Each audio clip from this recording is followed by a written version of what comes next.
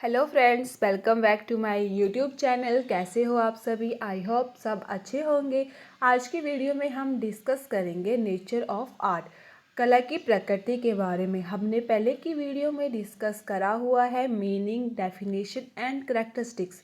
अगर आपने वो वीडियो नहीं देखी है तो आप मेरे चैनल में प्लेलिस्ट में जाकर उन वीडियो को देख सकते हो। ठीक है, आज की वीडियो में हम डायरेक्ट स्टार्ट करेंगे। कला की प्रकृति क्या है। किसी भी कार्य को पूरी कुशलता या निपुणता से संपन्न करना कला कहलाता है।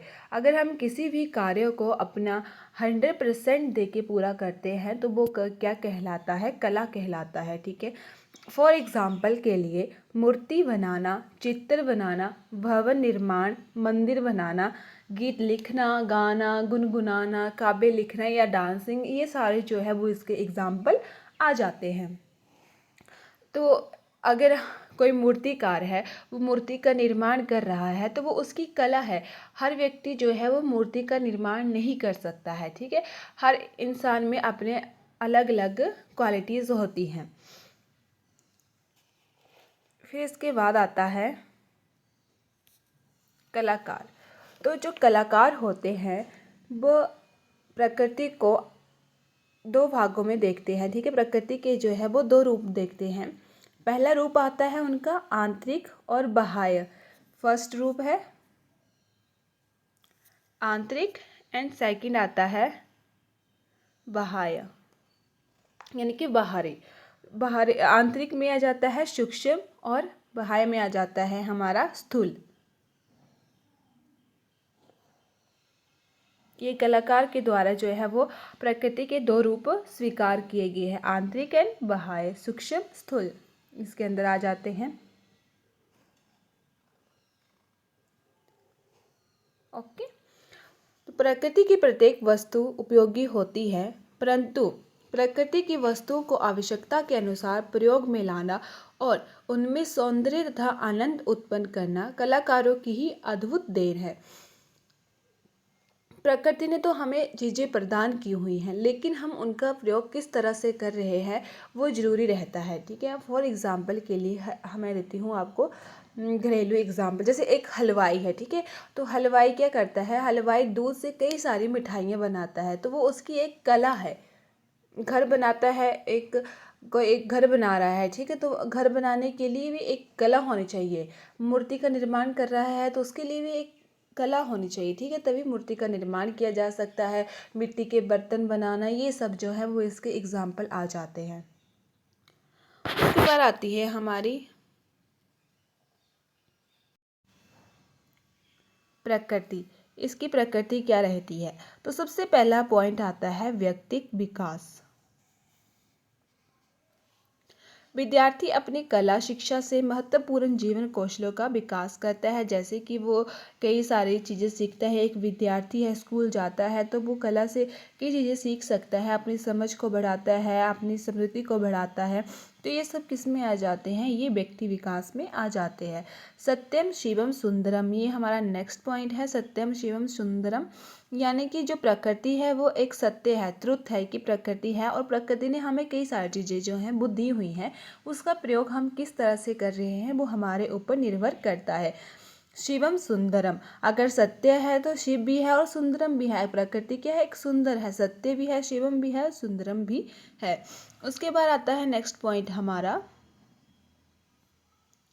आत्मिक शांति। आत्मिक शांति, तो कला क्या है? एक प्रकृति क्या है? प्रकृति ने जो है वो हमें चीज़ें प्रदान की हुई हैं। अगर इंसान के अंदर वो कला है तो वह कला क्या है? कला के द्वारा मनुष्य जो है वो अपने भावों को प्रकट करता है। उसके अंदर जो भी भाव है उसको कला के जरिए वो प्रकट करता है। अपने भावों को, विचारों को व्यक्त किसके जरिए करता है? मनुष्य कला के द्वारा करता है। कला मानव के भावों में सौंदर्य लाती है। ठीक है, तो एक आत्मिक शांति है। कला अगर कोई पेंटिंग बनाता है तो वो पेंटिंग जब बनाता है तो वो अपने अपने उसमें भावों को भी रखता है, ठीक है। अपने जो उसके अंदर भाव हैं, जो उसके इमोशंस हैं, उनको वो सामने रखता है, फिर उस पेंटिंग को बनाता है। मूर्तिकार मूर्ति का निर्माण करता है, जो उसके साथ उसके जो है वो इमोशंस जुड़े होते हैं। तो उन चीज़ों को जब वो सामने रखता है, उनको बनाता है, तो उससे जो है वो उसको शांति प्राप्त होती है। तो किसकी प्रकृति क्या है? ये एक आत्मिक शांति है। उसके बाद आता है साधना है।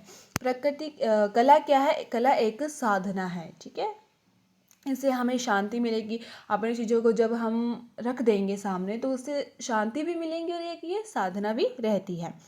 जीवन को सौंदर्यात्मक बनाना, इसका नेक्स्ट पॉइंट रहता है हमारा जीवन को सौंदर्यात्मक बनाना। तो ये जीवन को जो है वो क्या करता है?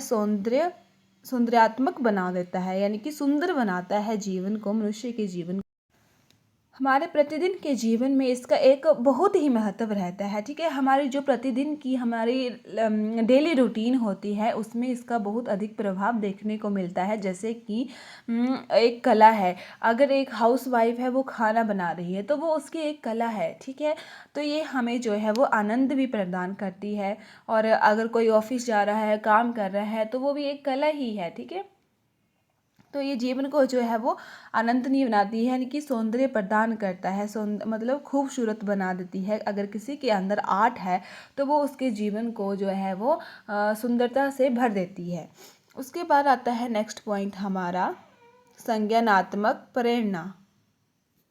संज्ञानात्मक प्रेरणा जो है वो मतलब विद्यार्थियों को संज्ञानात्मक प्रेरणा प्रदान करती है, संज्ञानात्मक के प्रति जो है वो सार्थक बनाती है, ठीक है। इसमें आ जाते हैं जैसे मूर्ति बनाना, दृश्य कला, मूर्ति बनाना, हाथों की, इसमें संज्ञानात्मक यानी कि उसको बताता है कि किस तरह से अपनी चीज़ों को जो है वो बनाना। जैसे एक इंसान है वो डांस कर रहा है तो वो उसकी कला है, तो उसको पता है कि अगर वो डांस करेगा तो उसको किस हिसाब से वो स्टेप्स करने हैं, तो इससे वो उसको संज्ञानात्मक प्रेरणा भी प्रदान करते हैं।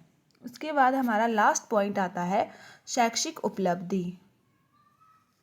शैक्षिक उपलब्धि, इससे बच्चों को शैक्षिक उपलब्धि भी प्रदान होती है, क्योंकि बच्चे अगर कक्षा में इन कलाओं को सीख जाता है, नई कला को सीखता है, तो उससे उसकी शैक्षिक उपलब्धि भी होगी, यानी कि उसका दिमाग जो है वो जो उसका दिमाग है वो और ज़्यादा अच्छे से काम करेगा, एक्टिव हो जाएगा। बोलने का मतलब ये है इसके बोलने का तात्पर्य ये रहता है कि इससे बच्चों का जो दिमाग है, स्मरण शक्ति है, उसका विकास हो जाता है, ठीक है। तो ये था हमारा छोटा सा टॉपिक नेचर ऑफ आर्ट। कला की प्रकृति क्या है? तो सबसे पहले हमने डिस्कस किया कि कला क्या है। उसके बाद कलाकार ने जो है वो इसके दो रूप माने हैं। एक इसका आ जाता है आंतरिक और दूसरा आ जाता है ये बाह्य। इसमें आंतरिक में उन्होंने आंतरिक में रखा है सूक्ष्म को और बाह्य में रखा है बाहरी, यानी कि बाहरी में रखा है स्थूल को। उसके बाद हमने डिस्कस किया ये, देन हमने इसकी प्रकृति जो डिस्कस की है, इसमें थे 5-6 पॉइंट्स जो कि डिस्कस करें। अगर आपको किसी में कोई डाउट रहता है तो कमेंट करके ज़रूर बताइएगा। Thank you for watching and मिलते हैं हम नेक्स्ट वीडियो में।